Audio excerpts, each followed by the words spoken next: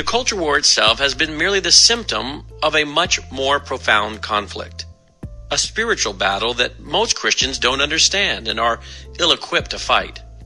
In fact, our losing the culture war is tied directly to the fact that American churches, Christians, Christian colleges, and seminaries have not done an adequate job in understanding what they believe, why they believe it, and proclaiming it from an uncompromising biblical standpoint.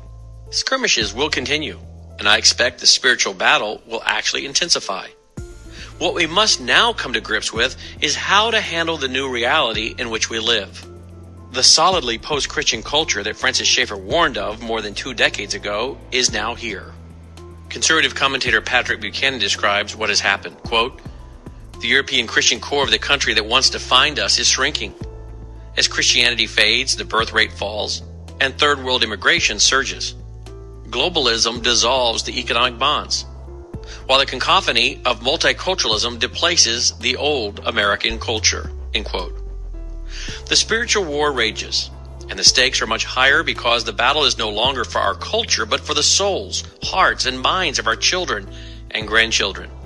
We must disciple them in biblical truth, or they will be taken spiritual captives.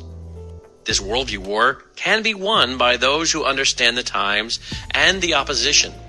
1 Chronicles 12, verse 32, tells us that the tribe of Issachar was called wise because they understood the times and knew what God would have them to do. In the New Testament, Jesus criticized the liberal religious leaders of his day for being able to discern the weather, but not the times. He chided, quote, "You know how to interpret the appearance of the sky, yet you can't interpret the signs of the times." End quote. Matthew 16, verse 3. God desires that his people understand what is happening around them and respond with biblical leadership. Every Christian must prepare and understand the nature of this spiritual battle because it is coming with an intensity none of us ever imagined. Right here, right under the dimming light of the U.S. Constitution. 2 Timothy 3 verse 1 tells us that in the last days, perilous times will come.